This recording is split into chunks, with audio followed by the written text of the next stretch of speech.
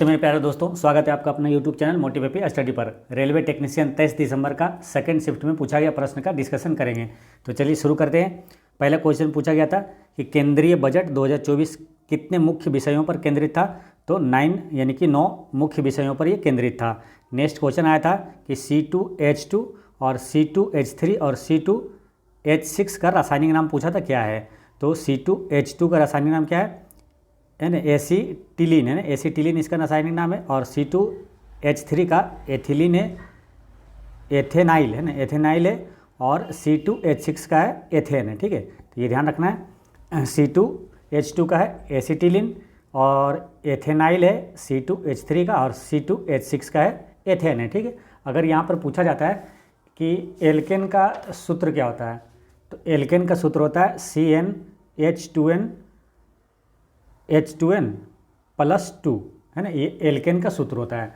और एल्किन का सूत्र पूछेगा क्या होता है, CnH2n होता है। और एल्काइन का सूत्र पूछेगा तो CnH2n और -2 हो जाएगा। ठीक है, तो ऐसे समझिए एल्केन में +2 हो जाता है, एल्किन में सिंपल होता है CnH2n, और एल्काइन में क्या होता है, एल्काइन में माइनस हो जाता है ना, एल्काइन में क्या होता है, माइनस हो जाता है। नेक्स्ट है, अगर पृथ्वी पर किसी वस्तु का वजन 60 किलोग्राम है तो चंद्रमा पर उसका वजन कितना होगा। तो देखिए पृथ्वी पर किसी वस्तु का वजन जो होता है, चंद्रमा पर उसका वजन कितना होता है, 1/6 होता है ना। चंद्रमा पर गुरुत्वाकर्षण का बल जो मान होता है, पृथ्वी के गुरुत्वाकर्षण बल का 1/6 होता है, 1/6 भाग होता है।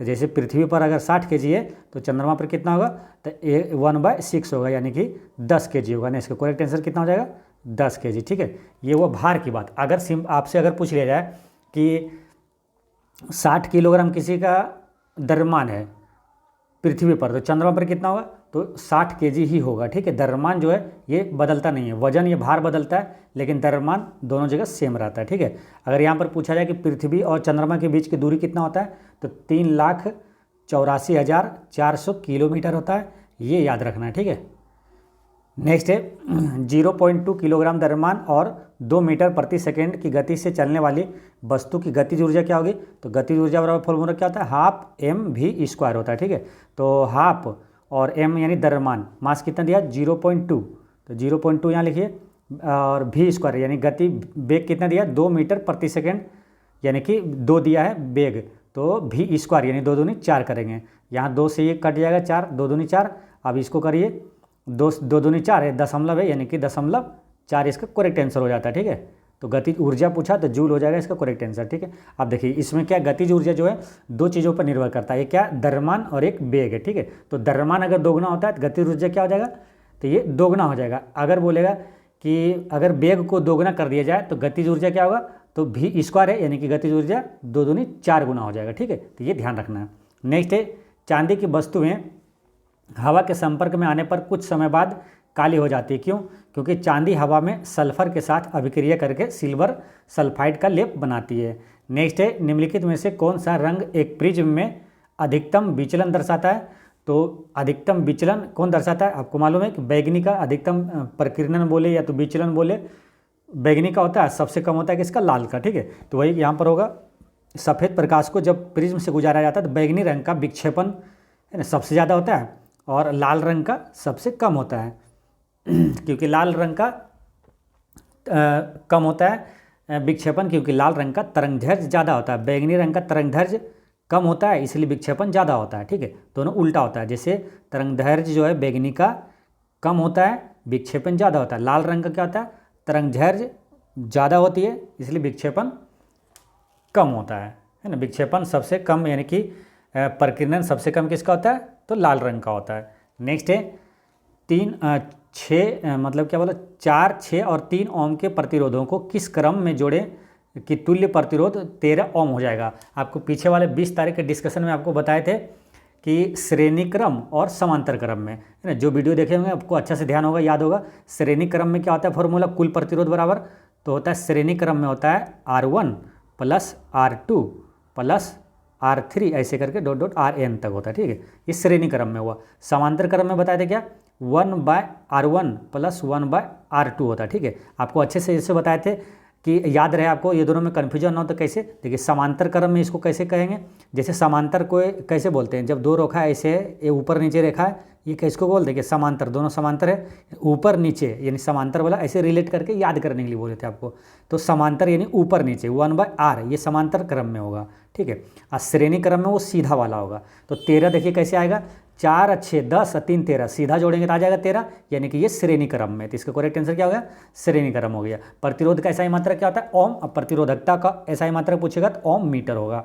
नेक्स्ट है पेरिस ओलंपिक 2024 में मनु भाकर पदक जीता, ठीक है। तो ये किस खेल से संबंधित, ये क्वेश्चन पूछा गया था, तो ये निशानेबाजी से संबंधित है। मनु भाकर है ना, भारत के स्टार निशानेबाज मनु भाकर ने पेरिस ओलंपिक 2024 में महिलाओं की 10 मीटर एयर पिस्टल फाइनल में कांस्य पदक जीतकर भारत को पहला पदक दिलाया और इतिहास रच दिया। वह इस स्पर्धा में ओलंपिक खेलों में पदक जीतने वाली पहली भारतीय महिला बनी। कौन इस स्पर्धा में, यानी कि निशानेबाजी में पहली भारतीय महिला बनी थी पेरिस ओलंपिक 2024 में।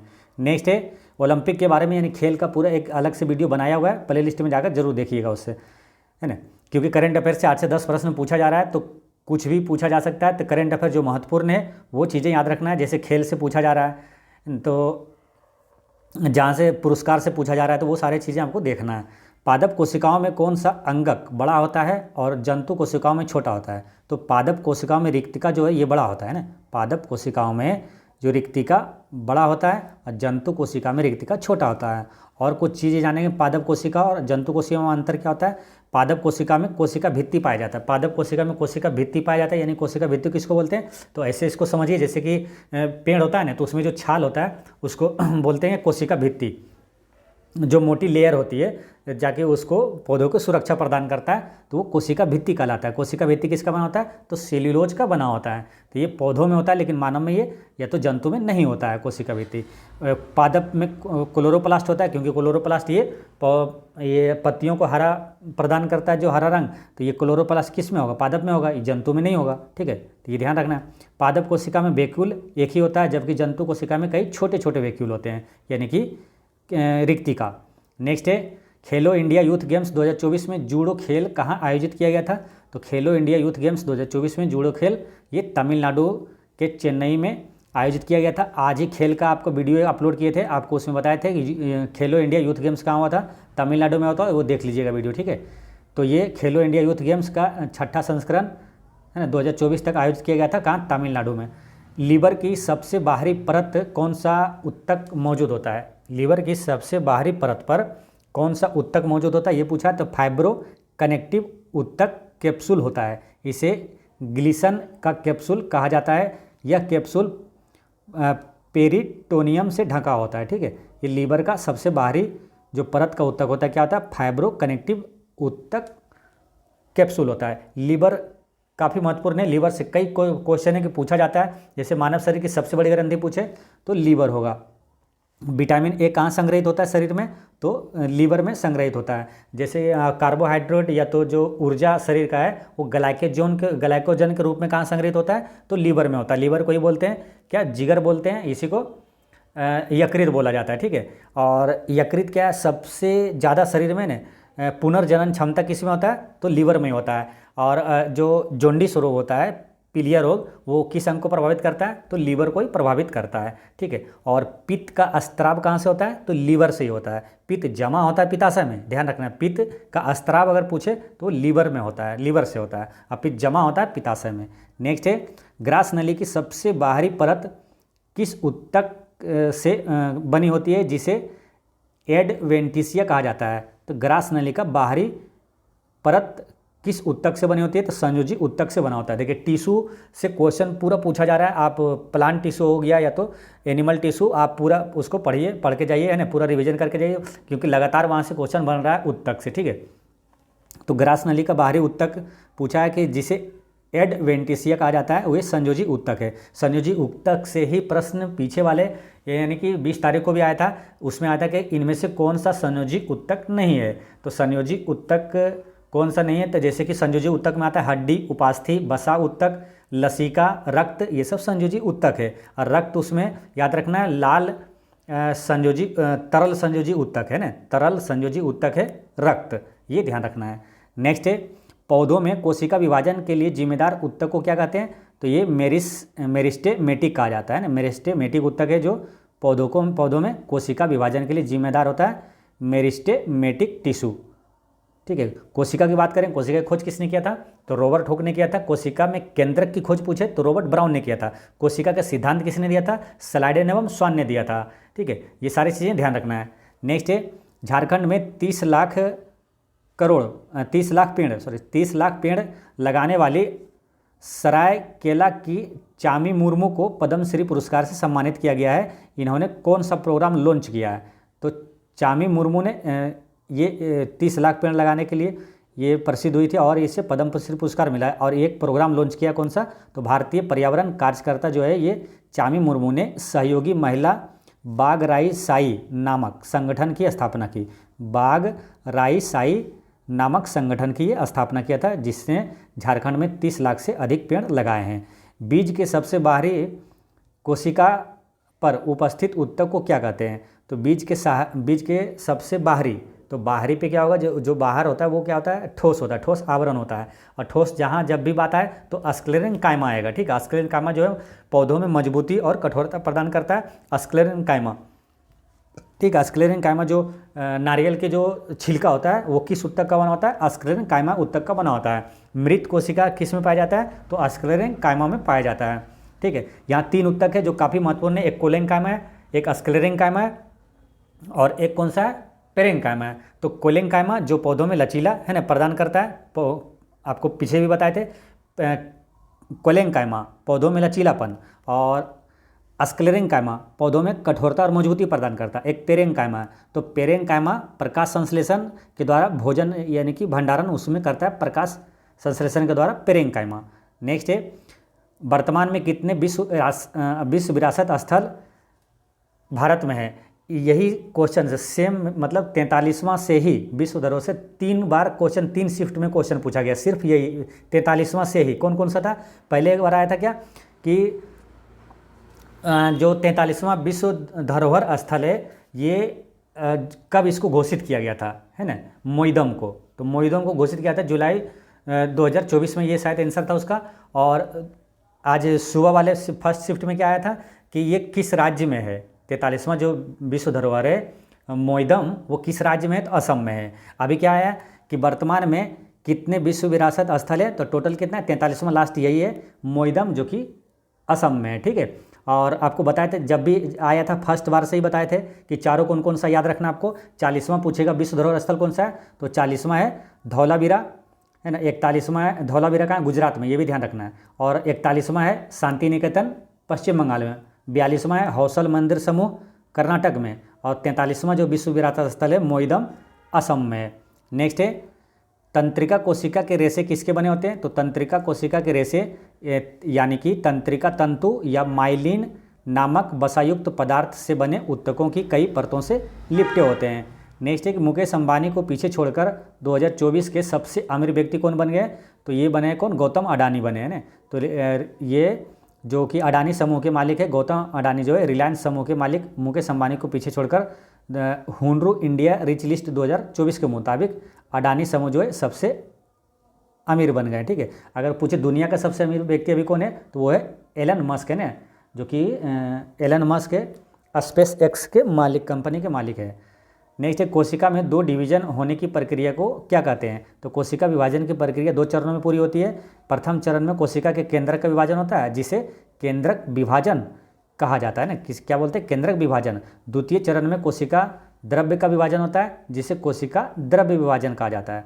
ठीक है, कोशिका विभाजन के बारे में और भी कुछ चीज़ें यहाँ पर जानेंगे।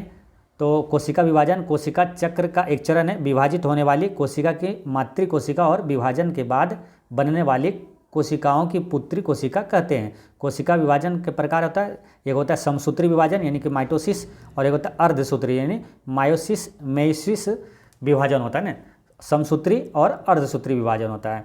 नेक्स्ट है कि पृथ्वी के वायुमंडल में दबाव लगभग कितना पास्कल होता है? तो दबाव लगभग कितना पास्कल होता है? तो कितना होता है ना, 1,01,325 पास्कल लगभग होता है। पास्कल क्या है? यानी कि वायुमंडलीय दाब मापने की इकाई पूछी क्या है? तो पास्कल है। वायुमंडलीय दाब मापने का उपकरण क्या है? तो वो है बैरोमीटर। बैरोमीटर की खोज किसने किया था? तो टोरी सेली ने किया था। नेक्स्ट है एलपीजी और सीएनजी का फुल फॉर्म क्या है। तो एलपीजी का मतलब लिक्विफाइड पेट्रोलियम गैस, एलपीजी हो गया ना, लिक्विफाइड पेट्रोलियम गैस। और सीएनजी क्या है, compressed natural gas, compressed natural gas.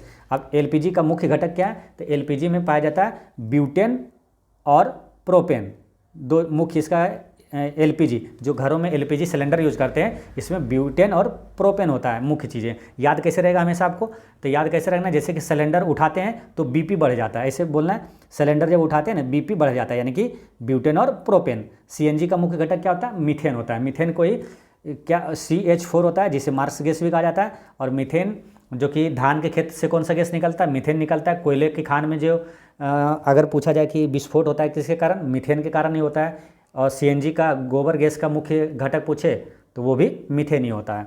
Next है 2024 में कितने सतत विकास लक्ष्य जो है SDG रखा गया है, तो वो 17 सतत विकास लक्ष्य है, जो कि 2030 तक पूरा करने का लक्ष्य है। ठीक है। नेक्स्ट है जाक्सा के चंद्र अन्वेषण मिशन का नाम क्या है। तो जाक्सा यानी कि इसका चंद्र अन्वेषण मिशन का नाम पूछा है, तो उसका नाम है क्या मालूम, ल्यूपेक्स है। ल्यूपेक्स यानी कि जापान एरोस्पेस एक्सप्लोरेशन एजेंसी, ये जाक्सा का फुल फॉर्म है, ये जापान का है। का चंद्र अन्वेषण मिशन जो है ल्यूपेक्स है। क्या है, ल्यूपेक्स है ना, इसका करेक्ट आंसर क्या हुआ था, ल्यूपेक्स है। और यह मिशन भारतीय अंतरिक्ष अनुसंधान संगठन यानी इसरो के साथ मिलकर चंद्रमा के दक्षिणी ध्रुव क्षेत्र का पता लगाने के लिए चलाया जा रहा है। इसके तहत मानव रहित चंद्र लैंडर और रोवर भेजे जाएंगे। इस मिशन का मकसद अस्थायी रूप से छाया वाले क्षेत्रों का पता लगाना और चंद्रमा पर पानी की मात्रा और गुणवत्ता निर्धारित करना है। इस मिशन के लिए जाक्सा H3 लॉन्च वाहन और रोवर दे सकती है, जबकि इसरो इसको क्या लैंडर देगा। इस मिशन की योजना 2028 से पहले चंद्रमा तक भेजने की है ना। तो और क्या ये इसका नाम क्या था, इसका मेन अन्वेषण जो था, अन्वेषण मिशन का नाम था ल्यूपेक्स। ठीक है, तो ल्यूपेक्स का फुल फॉर्म अगर पूछा जाए तो वो भी याद रखना है ना, the lunar polar exploration mission है ना, the lunar polar exploration mission या चंद्र ध्रुवीय अन्वेषण मिशन। ल्यूपेक्स जो है इसरो और जापान द्वारा नियोजित एक संयुक्त चंद्र मिशन है। क्या, ल्यूपेक्स।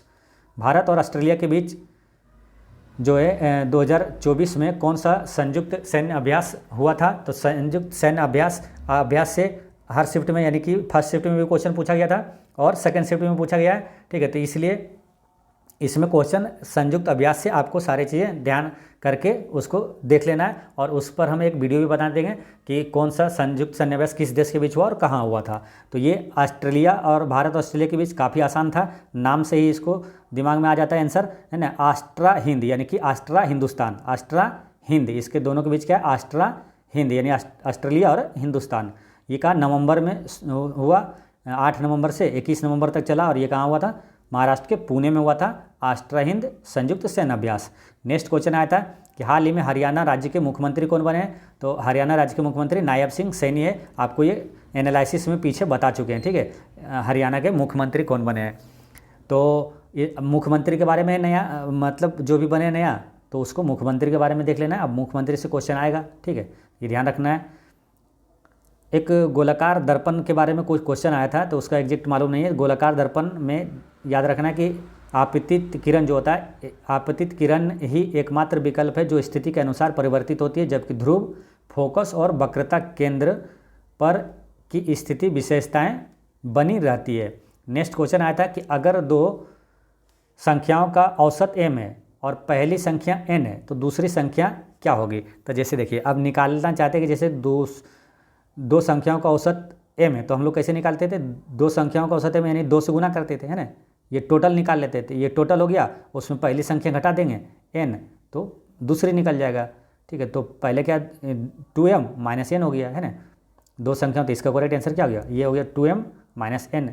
जब एक ही पौधे के एक ही फूल में परागण होता है तो इसे क्या कहते हैं, तो इसे क्या आता है, स्वपरागण कहा जाता है ना, ऑटोगेमी कहा जाता है। ठीक है, ऑटोगेमी या स्वपरागण का एक रूप है जिसमें एक ही फूल के पराग और गर्भाशय के बीच परागण होता है।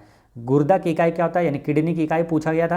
किडनी की इकाई आपको बता चुके हैं ना, एनालिसिस में ही आपको बताए थे, दोनों को बताए थे, किडनी का और नेफ्रॉन का। जो रेगुलर इस चैनल पर है उनको मालूम होगा। आसानी से आंसर भी करके आए होंगे, ठीक है। गुर्दे की इकाई, किडनी की इकाई क्या होता है? नेफ्रॉन। कन्फ्यूजन वाला है, इसलिए दोनों को साथ में हम हमेशा बताए थे। किडनी की इकाई नेफ्रॉन है, एक है तंत्रिका, तंत्रिका की इकाई क्या है? न्यूरॉन है, इसलिए ये दोनों कन्फ्यूजन वाला है। तो जब भी पढ़ते हैं ये दोनों को साथ, किडनी की इकाई नेफ्रॉन, तंत्रिका, तंत्रिका की इकाई है न्यूरॉन है, ठीक है। नेक्स्ट आया था गति के नियम से क्वेश्चन आया था। अब क्या आया था इसमें, क्या कुछ भी आया तो कोई दिक्कत नहीं है ना, आपको मालूम होना चाहिए गति का नियम किसने दिया था? न्यूटन ने दिया था। न्यूटन ने कितने गति का नियम दिया था? यही सारे क्वेश्चन पूछा जाता है। 3 नियम दिया था, है ना। गुरुत्वाकर्षण का नियम पूछे किसने दिया था? तो न्यूटन ने दिया था। न्यूटन का तीनों नियम याद रखना है गति का। पहला क्या गति का? जब कोई वस्तु विरामावस्था में है तो विरामावस्था में रहना चाहती है, अगर कोई गति में है तो गति में रहना चाहती है। दूसरा नियम क्या है कि किसी पिंड के संवेग परिवर्तन की दर आरोपित बल के समानुपाती होती है तथा बल की दिशा में कार्यान्वित होती है। दूसरा नियम है। तीसरा नियम क्या है कि प्रत्येक क्रिया के विपरीत और बराबर प्रतिक्रिया होती है। और क्वेश्चन अगर पूछा गया है कि बल की परिभाषा न्यूटन की गति के किस नियम से निकलता है? तो न्यूटन की गति का पहला नियम से। अब बल का व्यंजक जो निकलता है न्यूटन की गति का दूसरा नियम से, यानी कि बल का सूत्र यानी कि F बराबर ma, ठीक है। तो ये ध्यान रखना है। राष्ट्रीय कैडेट जूडो चैंपियनशिप 2025 कहाँ आयोजित होगा? तो ये तो क्वेश्चन बता चुके हैं। ये विश्व जूडो चैंपियनशिप 2025 ये कहाँ होगा? तो बुडापेस्ट हंगरी में आयोजित किया जाएगा। विश्व जूडो चैंपियनशिप, राष्ट्रीय जूडो चैंपियनशिप की बात करें तो ये पुणे महाराष्ट्र में होगा, ठीक है। ये दोनों ध्यान रखना चीज़ें। विश्व वाला कहाँ? बुडापेस्ट हंगरी में। राष्ट्रीय कैडेट जूडो चैंपियनशिप ये महाराष्ट्र के पुणे में आयोजित किया जाएगा। कोशिका विभाजन का मुख्य रूप से कौन सा हार्मोन प्रेरित करता है कोशिका विभाजन को? तो ये साइटोकाइनिन करता है ना। कोशिका विभाजन को मुख्य रूप से कौन सा हार्मोन प्रेरित करता है? तो साइटोकाइनिन करता है, ठीक है। तो ये ध्यान रखना है। हार्मोन से क्वेश्चन पीछे भी आया था, एक कौन सा आया था कि पिट्यूटरी ग्रंथि को नियंत्रित कौन करता है? तो वो हाइपोथैलेमस, ये वाला क्वेश्चन आया था। चुंबक की खोज किसने किया? तो चुंबक की खोज विलियम गिलबर्ट ने किया था। चुंबक की खोज किसने किया था? विलियम गिलबर्ट ने किया था। अगर क्वेश्चन पूछे कि विद्युत चुंबकीय प्रेरण की खोज किसने किया था? तो माइकल फैराडे ने किया था। तो दोस्तों इस तरह से सेकंड शिफ्ट का पूरा एनालिसिस होता है समाप्त, और मिलते हैं नेक्स्ट वीडियो में थर्ड शिफ्ट के साथ। और बाकी जो क्वेश्चन बचा रहेगा वो सब भी आपको एक साथ टोटल तीनों शिफ्ट का जो ऑल शिफ्ट का वीडियो लाएंगे उसमें सब शामिल कर लेंगे, ठीक है। पढ़ते रहें, मुस्कुराते रहें। जय हिंद।